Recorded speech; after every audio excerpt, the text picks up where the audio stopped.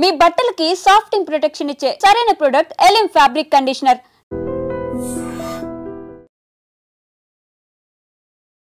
డబ్బు మాయలో పడితే ఏ పనైనా చేయిస్తుంది అని చాలా టైమ్స్ మనం విన్నాం. చాలా ఇన్సిడెంట్లో కూడా మనం విన్నాం.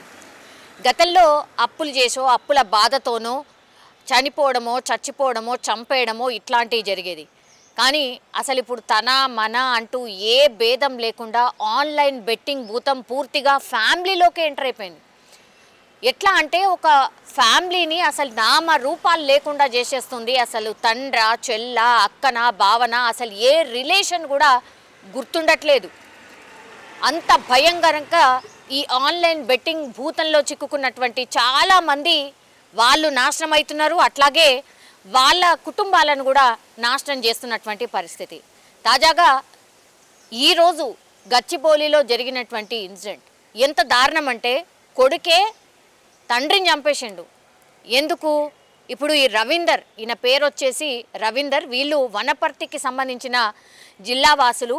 అయితే బతకడానికని చెప్పి వాళ్ళు గచ్చిబౌలిలో కొన్ని ఇక వాచ్మ్యానో లేకపోతే కూలీ పనో ఇట్లాంటివి ఉంటాయి కదా, సో దానికోసమని అంటే ఉపాధి కోసమని గచ్చిబౌలిలో వచ్చి నివాసం ఉంటున్నారు. అట్లాగే ఇప్పుడు ఈ రవీందర్ ఎవరైతే ఉన్నాడో వాళ్ళ చదువు కోసం కూడా ఎంతో కొంత భూమి ఉంటే నీ చదువు చాలా ముఖ్యం, నీ ఫ్యూచర్ చాలా ముఖ్యం అనుకున్నారు. కాబట్టి ఆ భూమిని అమ్మేసి మొన్ననే రీసెంట్లీ ఒక 6 లక్షల రూపాయలు తీసుకొచ్చి నువ్వు చదువుకో, ఈ 6 లక్షల రూపాయలు నీ ఫీజు రూపంలో కట్టి చదువుకో, నువ్వు నీ భవిష్యత్తు బాగా ముఖ్యమని తండ్రి భావించి ఉన్న భూమిని కూడా అమ్మి కొడుకు చదువు కోసం తీసుకొచ్చి ఈ రవీందర్ కొడుకు చేతిలో పెట్టింది.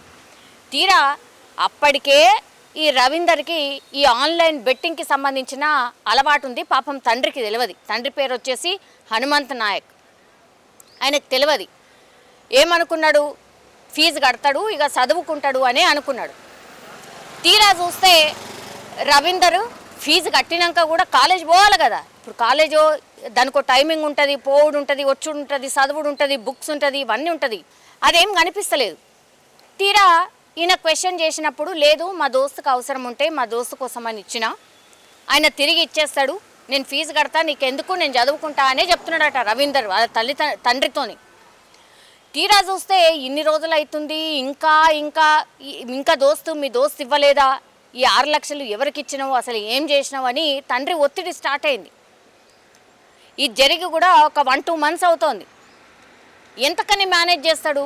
ఇప్పుడు ఆన్లైన్ బెట్టింగ్లో పెట్టిండు. ఆన్లైన్ బెట్టింగ్లో పెడితే ఏమవుతుందో మనందరికీ తెలిసిందే. ఆన్లైన్ బెట్టింగ్లో పెట్టకండ్రా బాబు, అవన్నీ కూడా ఫేక్. ఫస్ట్ పెట్టినప్పుడు ఇస్తారు, ఆ తర్వాత మాత్రం ఏమీ ఉండదురా నాయన అని నెత్తి నోరు మొత్తుకొని ఎంతమంది చెప్పినా, ఎంత పెద్ద మనుషులు చెప్పినా, ఎన్ని టీవీలల్లో మొత్తుకున్నా, ఎంతమంది అవగాహన కల్పించినా ఈ ఆన్లైన్ బెట్టింగ్లు ఉంటూనే ఉంటాయి. తర్వాత పైసలు పెట్టేటోళ్ళు పెడుతూనే ఉంటారు, మోసపోయేటోళ్ళు మోసపోతూనే ఉంటారు. ఈ మధ్యకాలంలో ఎన్ని ఇన్సిడెంట్లు అయినాయి, ఎంతమంది చనిపోయినరు.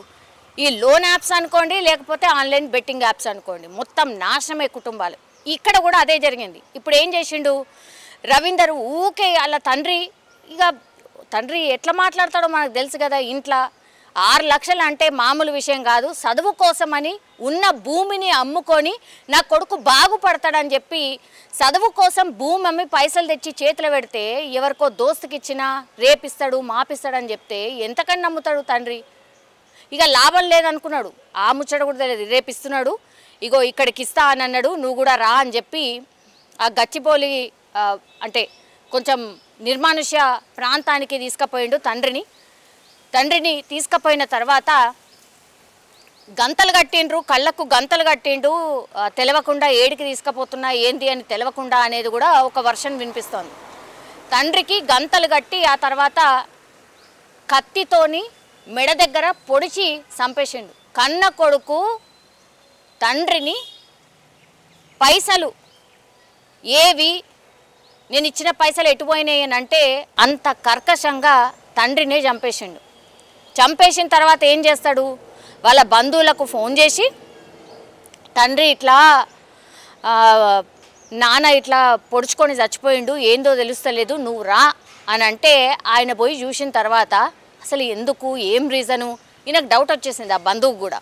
అసలు ఏమై ఉంటుంది, ఎందుకు చనిపోయి ఉంటాడు ఏంది అని అంటే నాకెందుకో ఈ రవీందర్ మీదనే అనుమానం ఉంది అని ఆ పిలిచిన బంధువే పోలీసులకు కంప్లైంట్ చేయడం, తర్వాత పోలీసులు వచ్చి పూర్తి స్థాయిలో ఎంక్వైరీ చేసిన తర్వాత తేలింది ఏంది అని అంటే వాళ్ళ కొడుకే ఇగో ఈ చరిత్ర అంతా వెనకాలన్నది. ఆన్లైన్ బెట్టింగ్ల పైసలు ఓడగొట్టుకున్న తర్వాత తండ్రి ఊకే అడిగేసరికి ఏం చేయాలనో అర్థం కాక ఇగో చంపి ప్లాన్ చేసి ఇదంతా చేసిన తర్వాత మళ్ళా తండ్రి ఆత్మహత్య చేసుకున్నాడని నాకే ఫోన్ చేసిండు అని పోలీసులకు చెప్పినటువంటి పరిస్థితి.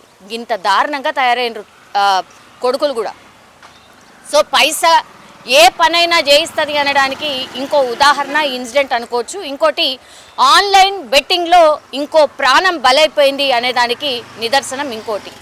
సరే ఈ న్యూస్తో అయినా మళ్ళీ ఆన్లైన్ బెట్టింగ్లను లేకపోతే లోన్ యాప్స్ ద్వారానో చనిపోయిన వాళ్ళు ఇక రాదు, ఈ న్యూసే రాదు అనుకుంటామా? లేదు, ఈ న్యూస్లు కంటిన్యూ అవుతూనే ఉంటాయి. ఎంతోమంది ఇంకా కూడా కొత్తగా ఆన్లైన్ బెట్టింగ్లో చేరే వాళ్ళు ఉంటూనే ఉన్నారు. లోన్ యాప్స్లలో ఈ లోన్లు తీసుకునే వాళ్ళు ఉంటూనే ఉన్నారు. అట్లాగే వాళ్ళ కుటుంబాలని నాశనం చేస్తున్న పరిస్థితి అయితే కనిపిస్తోంది. సో దీని మీద సర్కార్ కఠినంగా చర్యలు తీసుకుంటే తప్ప ఈ చావులు మాత్రం ఆగవు. నిజంగా ప్రస్తుతం ఉన్నటువంటి సమాజం దేనికి ప్రయారిటీ ఇస్తుంది? ఆర్థిక సంబంధాల చుట్టూ మాత్రమే తిరుగుతోంది. మళ్ళీ ఎన్నికలంగానే చాలా విరక్తి కలుగుతాం. మంచి అనిపిస్తుంది కదా, లేడీస్ కూడా ఛాలెంజింగ్ జాబ్స్ చేసినప్పుడు చాలా బాగుంటది. ట్రాఫిక్ అసిస్టెంట్స్ గా నియమించిన ట్రాన్స్జెండర్స్ అందరితో సాల్యూట్ చేయించుకుంటున్నారు. ఫుడ్ డెలివరీ ఇవ్వటానికి వెళ్ళినటువంటి డెలివరీ బాయ్ అనిల్ పై కళ్ళ ముందు